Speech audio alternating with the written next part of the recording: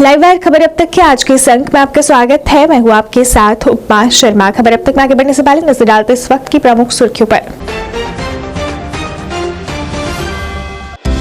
जम्मू में भी दिखाया गया परीक्षा पर चर्चा का सीधा प्रसारण। सांसद जुगल किशोर शर्मा रहे मौजूद।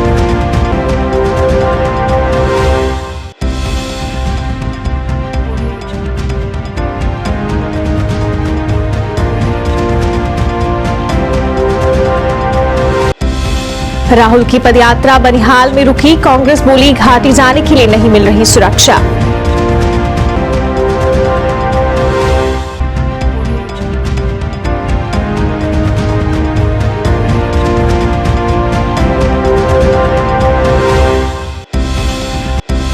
भारत जोड़ो यात्रा के खिलाफ छात्रों का जम्मू में प्रदर्शन। दिग्विजय सिंह से माफी मांगने की मांग।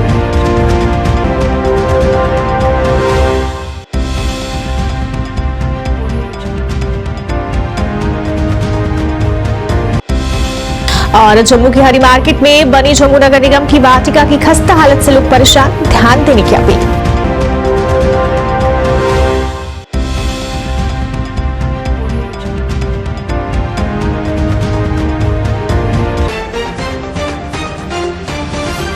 अब समाचार विस्तार से।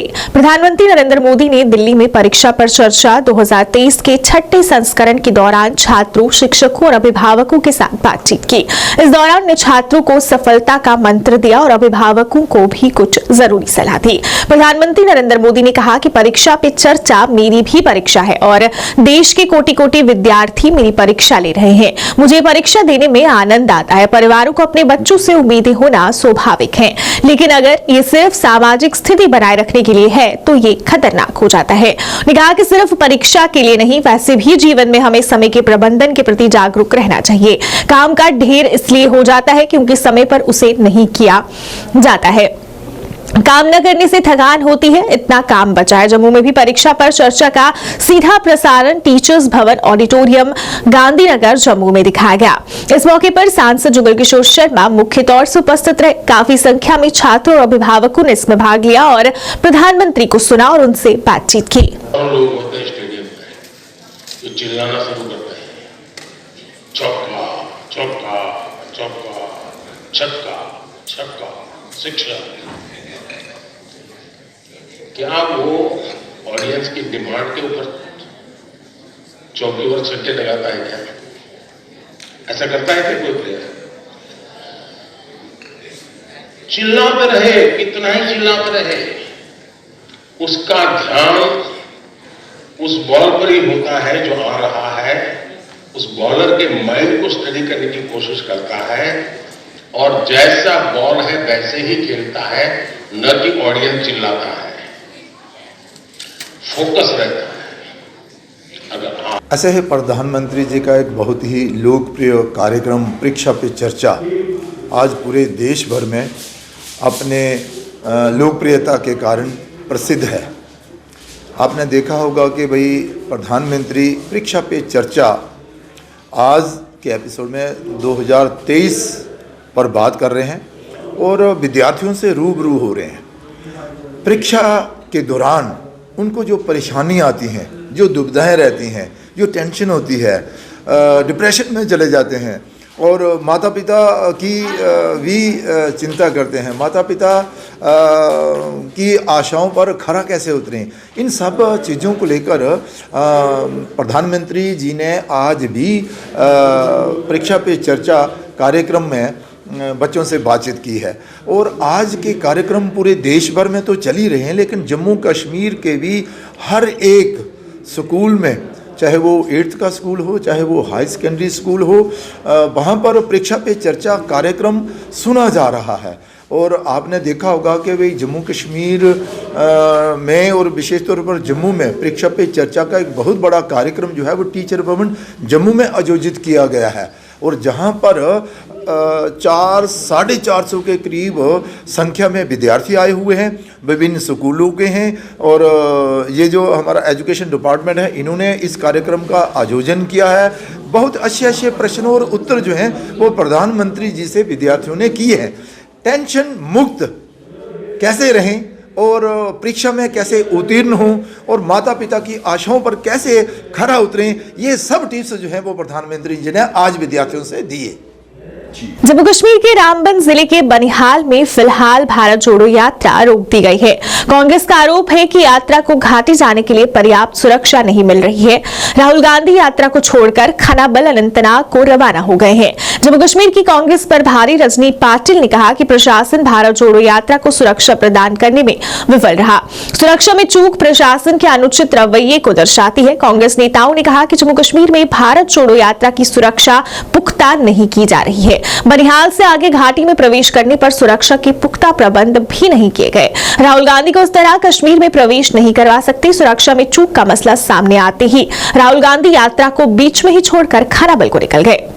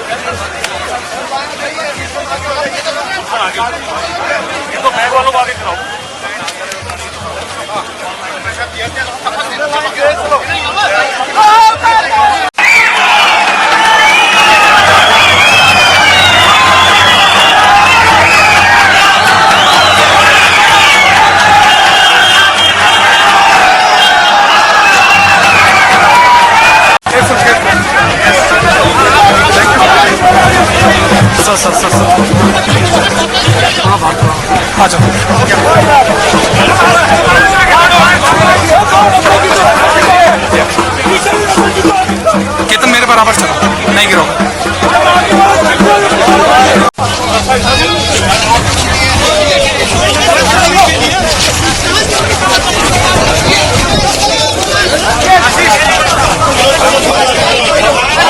इसी से आपको पता चल जाता है कि ये कहें जो कहें, ये लाख कोशिश करें अपनी दोस्ती अरब मुल्कों के साथ बनाने की, और ये बनाते भी हैं, लेकिन जो असली हालात मुसलमानों के हैं वो आपको हुकूमत देख के पता चल जाता है। जिस हुकूमत में कोई मुसलमान नहीं, उसी से आपको पता चल जाता है कि इनका रवैया क्या है। तो जो आपने सवाल पूछा, ये यात्रा राहुल गांधी जी ने अपनी इमेज को बनाने के लिए नहीं किया। ये यात्रा अगर राहुल गांधी जी ने निकाला तो मुल्क के हालात को बेहतर करने में, इसलिए हम जुड़े हैं। हम यहाँ किसी एक फर्द की इमेज के लिए नहीं, इस मुल्क की इमेज के लिए हम एक साथ। भारत जोड़ो यात्रा के खिलाफ आज पलोड़ा चौक जम्मू में छात्रों द्वारा प्रदर्शन किया गया। प्रदर्शनकारियों ने नारेबाजी कर नाराजगी जताई। प्रदर्शनकारियों ने कहा कि कांग्रेस नेता दिग्विजय सिंह ने सेना को लेकर जो बयान दिया है उससे वो आहत हुए हैं। उन्होंने कहा कि इस तरह के बयान से सेना का मनोबल गिराने की कोशिश की जा रही है। प्रदर्शनकारियों ने दिग्विजय सिंह और राहुल गांधी से बयान को लेकर माफी मांगने की अपील की।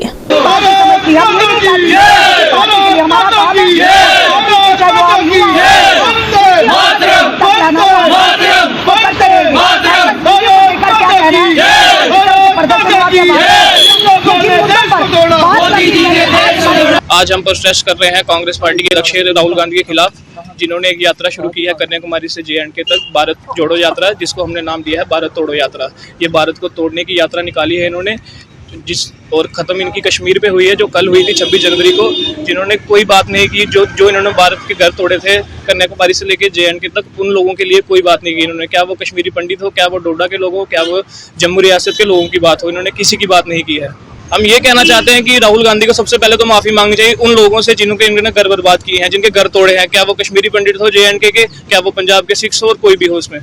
जम्मू की हरी मार्केट में बनी जम्मू नगर निगम की वाटिका की खस्ता हालत को लेकर स्थानीय लोगों ने नाराजगी जताई। स्थानीय लोगों ने कहा कि ये वाटिका लोगों की सुविधा के लिए बनाई गई है, पर इसका रखरखाव नहीं किया जा रहा, जिसकी वजह से लोगों को परेशानी का सामना करना पड़ रहा है।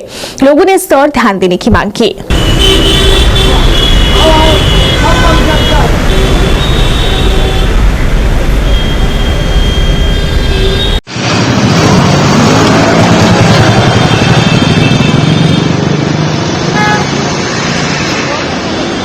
काज कई जमा हो कई बहुत जो पाना पाएगा।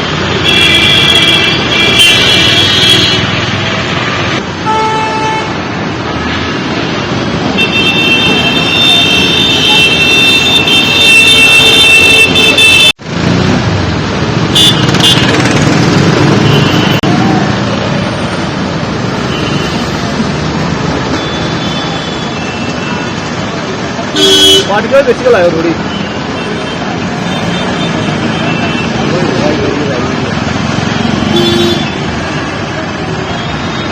देखो जी ये वाटिका की जो देखो ये क्या हालत है। ये तारे बिल्कुल नंगी हैं और इसमें कोई भी हाथ भी लग सकता है, कुछ भी हो सकता है, कोई भी आदमी को शॉर्ट पड़ सकती है। और दूसरा नंबर लाइटें नहीं है, बिल्कुल लाइटें नहीं है। बाहर मेन एक खंबा है यहाँ बीच चौक में, उसमें भी लाइट बिल्कुल नहीं जलती है, रात को अंधेरा होता है। दूसरा नंबर यहाँ पे टूरिस्ट जो बैठते हैं उनको पता नहीं होता है, चलो थोड़ी देर के लिए बैठते थके होते हैं, माता के आते हैं वहाँ से होके थकावट होती है, थोड़ी देर बैठते हैं। अब कोई पता नहीं कौन क्या सामान रख रहा है, किसका सामान है किसका नहीं है, क्यों अंधेरे में पता नहीं चलता है। दूसरा नंबर यहाँ पे रेलवे स्टेशन की गाड़ियाँ खड़ी होती है, यहाँ पे इतनी भीड़ होती है हद से ज़्यादा। जी मेरा नाम सुमित शर्मा, सभी जम्मू वासियों को मेरी तरफ से प्रणाम, राम राम और जय श्री राम।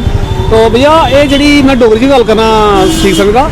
ये जी जगह है इस वेले अस मंदिर के शहर के बिचों बिच हरी मार्केट पौंदा है, जिथे रघुनाथ मंदिर जाने का रस्ता मेन रस्ता है। तो सामने साढ़े बड़ी मशहूर दुकाना ने भांडे वगैरह दियाँ। तो सारे ये जी वाटिका तुम ले आए हो, तुंदी बड़ी धन्यवाद है, तुम मीडिया साड़ी गल चुकने वाले हो। इस वाटिका का इन्ना खस्ता हालत होंगी है, ये हूँ पिछले 26 जनवरी गई कल, तो यदी वजह थोड़ी साफ सफाई लगे, नहीं तो इतने कूड़े का पूरे ढेर लगे होंगे हैं। तो ना तो इतने कोई लाइट चलती है, पिछले खंभा देखो मेन खंभे लाइटां लगी, वो लाइटां बंद हैं।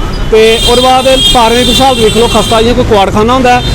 तो हूँ देखो पिछले कुछ दिनों नरवाल के मतलब ये जो बम ब्लास्ट होए 2-3, तो वही वजह कन्नै देखो मैं भी सोचता कि अगर इतने कोई लाइट नहीं है, रात कोई इतने कोई जो जी कोई चीज़ रखी है, कोई बैग रखी है, कुछ चीज़ ऐसी रखी है या कोई बम फटी है, तो जां तो प्रशासन वाले इस चीज़ का वेट करते हैं भाई ऐसे काम होने चाहिए। पर इस चीज़ क्यों नहीं सुध लैती जाती है। हूँ थोड़े पिछले देखो इधर क्या हालत है, पिछले शैड जो कुआड़खाना बने का, ये कोई मंदिर के शहर की हालत है। इतने साढ़े बाजार के दूर देश के मतलब विदेशों के लोग टूरिस्ट आते हैं, यात्री आते हैं, बौंदे हैं, घड़ी विश्राम करिए चली जाते हैं। तो क्या दिखते होंगे भाई ये मेन सिटी जी स्मार्ट सिटी आखे पिछले देखो जम्मू स्मार्ट सिटी का एक बोर्ड लगे जेडी पार्किंग का किड़े बड़े लिखे लाया है। तो यात्री क्या दिखते होंगे भाई एड्डी बड़ी स्मार्ट सिटी ना लेंगे, कोई मतलब जमीनी पत्थर का काम है नहीं है। तो मेरा मतलब प्रशासन को और तो एक गल हो दसना तुसें मैं साढ़े मैं जे 100 मीटर के थले टाउन हाल जिस म्यूनसिपैलिटी म्यूनसिपल कमेटी का रखा जाता है, 100 मीटर दूरी पर है। 74वें गणतंत्र दिवस के अवसर पर देश भर में विभिन्न श्रेणियों के तहत 91 व्यक्तियों को पद्मश्री पुरस्कारों के लिए चुना गया, जिसमें जम्मू कश्मीर के 2 व्यक्ति शामिल हैं। कश्मीर के गुलाम मोहम्मद जाज कश्मीर में संतूर बनाने वाले आखिरी कारीगर हैं। ये काम उन्हें अपने परिवार से विरासत में मिला है। गुलाम मोहम्मद जाज ने अपने परिवार की 8वीं पीढ़ी ही नहीं बल्कि पूरे कश्मीर के आखिरी कारीगर हैं जो संतूर बनाते हैं। हमारे संवाददाता ने इनके साथ विशेष बातचीत किया, ये देखते हैं। यूं तो कश्मीर में सलाहियत की कमी नहीं है, उसमें अगर हम खेल कूद की बात करेंगे, हमारी अपनी बच्चियां बेटियां वो काफ़ी हद तक आगे चली गई है खेल कूद में।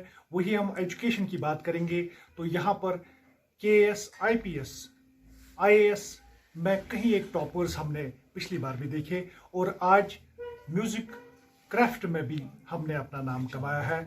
यहाँ पर पद्मश्री अवार्ड से गुलाम मोहम्मद जाज को नवाजा गया है और सबसे बड़ा अवार्ड यहाँ पर हिंदुस्तान में माना जाता है। हम आपका ज़्यादा वक्त तो न लेंगे, आपको खुद सुनाएंगे कि गुलाम मोहम्मद जाज इसके बारे में क्या कहते हैं। आप तो यहाँ पर पहले आए, ये तब मैं आप इस वसात से सारे जम्मू कश्मीर खासकर जम्मू के अपने स्टेट जम्मू कश्मीर के लोगों को मुबारकबाद देता हूँ कि ये अचानक अवार्ड जो पद्म श्री है शायद इसका नाम, ये हमको मिला, बहुत खुशी हुई है हमारे फैमिली को भी और हमको भी। ये हमको हमारे जहन में नहीं था कि आएगा कि याद नहीं आएगा। तो ये बताइए कि ऐसा सुनने में आया कि 8 जनरेशन से आप ये काम करते आ रहे हैं, थोड़ा सा वजाहत कीजिए। ये तो हमारा ख़ानदानी काम है। जैसे हमारे दादा भी करते थे, उसका बाप भी, उसका उसी उनके मुख्तलिफ बच्चे होते थे। दो लड़कियाँ, चार, एक तो एक काम करता था, दूसरा तो दूसरा काम करता था। लेकिन हमारे नज़र में, हमारे वक्त में हमारा बाप और उसका भाई और उनका बाप था, ये काम करता था। अवार्ड मिल गया तो आप लोग मेरे पीछे पड़ गए, बहुत से आदमी आ गए। इससे पहले भी आप लोग मेरे पास आते थे। खुदा की कसम, मैं कसम खा के कहता हूँ कि मैं आप लोगों को कहता हूँ, अरे तंग मत कीजिए मुझे, हमको टाइम नहीं है। शायद उस जमात में से कोई मत यहाँ पर मौजूद होगा, उसने सुना होगा, मुझे टाइम नहीं है, कुछ नहीं, वापस चले जाते थे। आधे पैसे भी देते थे। हाँ, मैं कहता पैसे, अच्छा चलो, वो काम क्या करते थे वो उससे मुझे लेना देना नहीं है, आगे किस तरह वो लेते थे, ये करता था। लेकिन यही चीज़ रंग लाई, ज़रा एक गवर्नमेंट के कानून में ज़रा सी आवाज़ पहुंच गई। यहाँ पर भी किसी जगह कोई हीरा है जिसको आज परखा हाँ, आपने परखाया, आप लोगों ने मीडिया के थ्रू से वो ये परखाया गया। ऑल पीएम पैकेज एम्प्लॉयज द्वारा all migrant employees association Kashmir के बैनर तले आज भी अपनी मांगों को लेकर प्रदर्शन किया गया। इस दौरान नारेबाजी कर नाराजगी जताई और कहा कि पिछले काफी समय से वह कश्मीर घाटी से स्थानांतरित करने की मांग को लेकर प्रदर्शन कर रहे हैं, पर सरकार उनकी मांगों को अनसुना कर रही है। उन्होंने जल्द से जल्द कश्मीर से उनका तबादला करने की मांग की।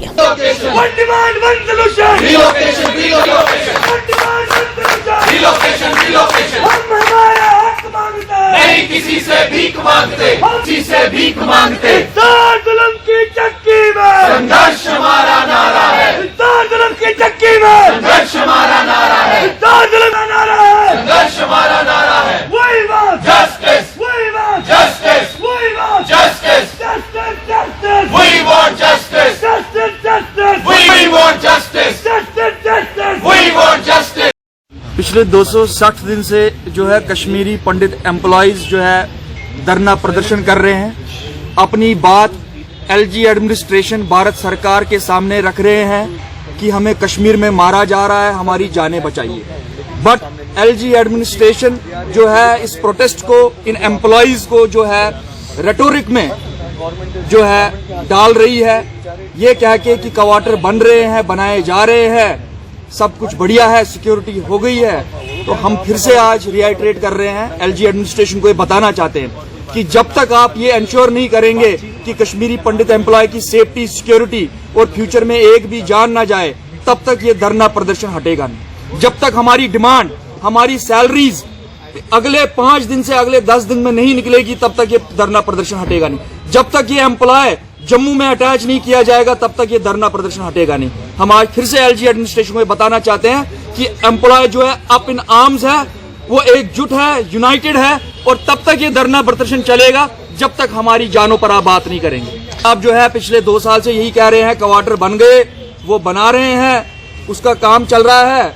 तो उनको हम बताना चाहते हैं कि सर ये पिछले 15 साल से बन रहे हैं, ये आप बनाइए, अच्छी बात है।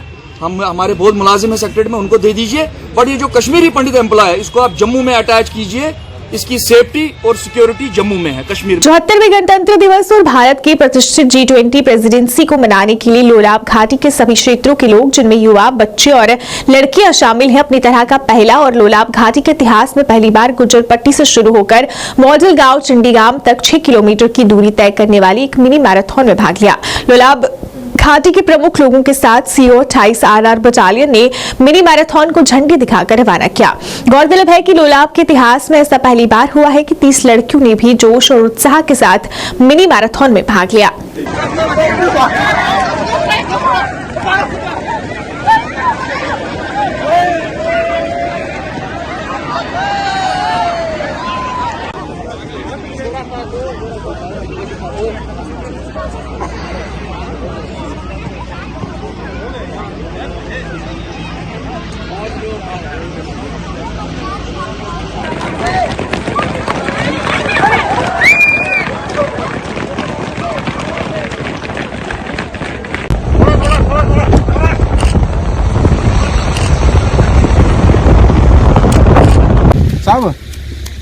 हज उमराह कंपनियों का जम्मू कश्मीर एसोसिएशन हज उमराह उद्योग का शीर्ष निकाय है, जिसमें 175 से अधिक पंजीकृत हज उमराह टूर ऑपरेटर सदस्य समुदाय हैं। अध्यक्ष शेख फिरोज ने कहा कि वो श्रीनगर से जम्मू के लिए सीधी उड़ान की मांग करते हैं। शेख ने कहा कि वो मांग करते हैं कि उड़ानों की दरों में गिरावट की जानी चाहिए। इस दौरान उन्होंने अन्य भी मुद्दों पर बात की।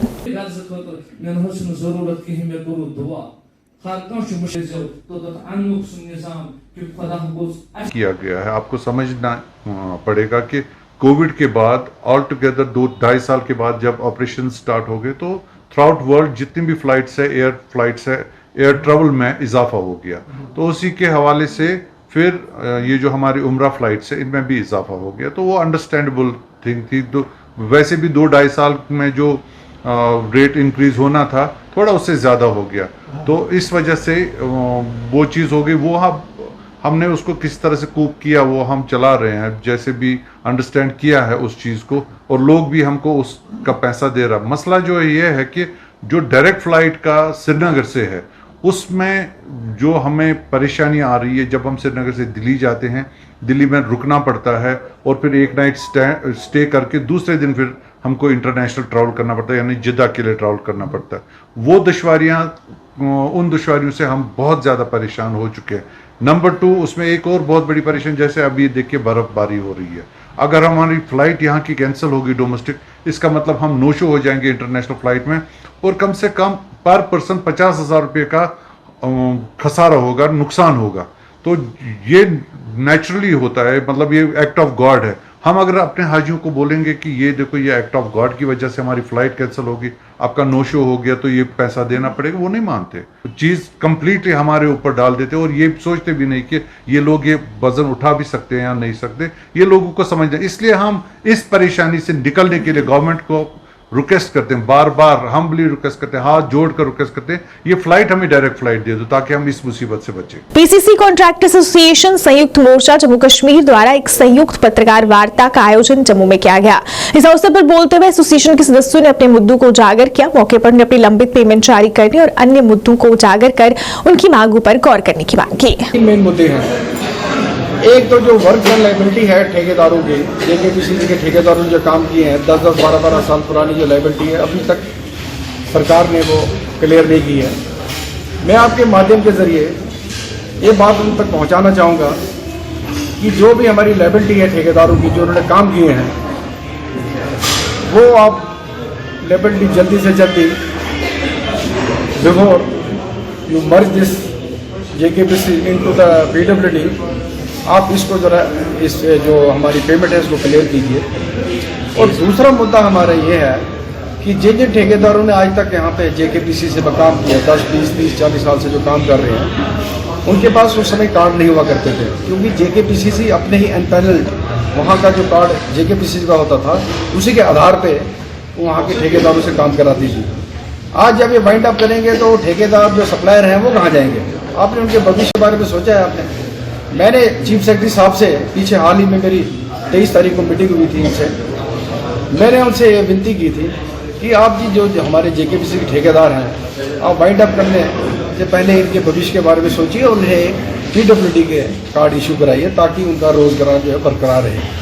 और तीसरा मुद्दा ये है कि इन्होंने बड़े बड़े कंपोजिट टेंडर जेकेपीसीसी में अभी या पोस्ट मर्जर जो बड़े बड़े टेंडर निकालेंगे, मीडियम या लार्ज स्केल के, चाहे 10, 20, 30, 40 या 100 करोड़ के टेंडर भी हैं, वो सभी जो पार्टियां जम्मू कश्मीर में नहीं है, इतनी बड़ी पार्टियां क्यों इतने बड़े टेंडर में पार्टिसिपेट करें? आप क्यों ना इसको जो जेकेपीसीसी का पुराना तरीका था जिसके तहत वो एक बिल्डिंग प्रोजेक्ट में चाहे मीडियम स्केल का था या लार्ज स्केल का था, उसमें 10, 20, 30 ठेकेदारों को एंगेज करके उनसे काम करवाते थे। एक तो क्वालिटी वर्क भी होता था और टाइमली कंप्लीशन होती थी काम की।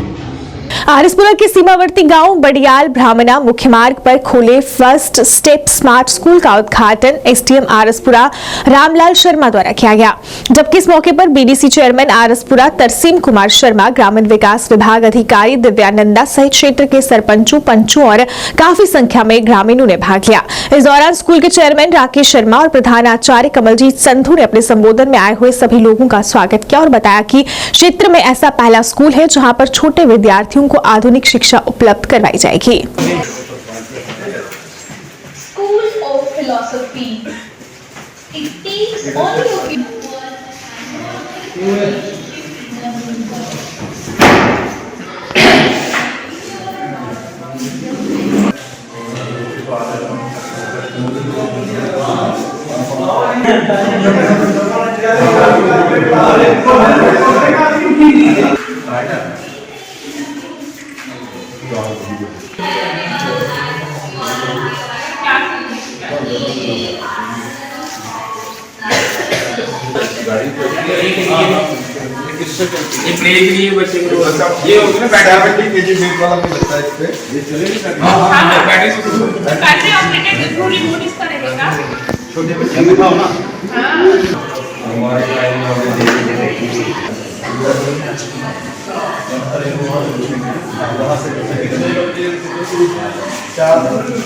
Chairman APJ international higher secondary school, Greenwood higher secondary school.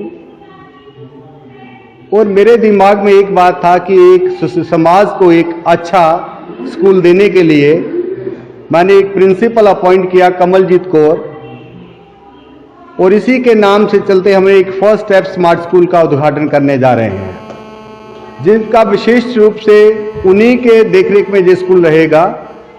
ये चंडीगढ़ बोर्ड से आईबी बोर्ड से संबंधित रहेगा।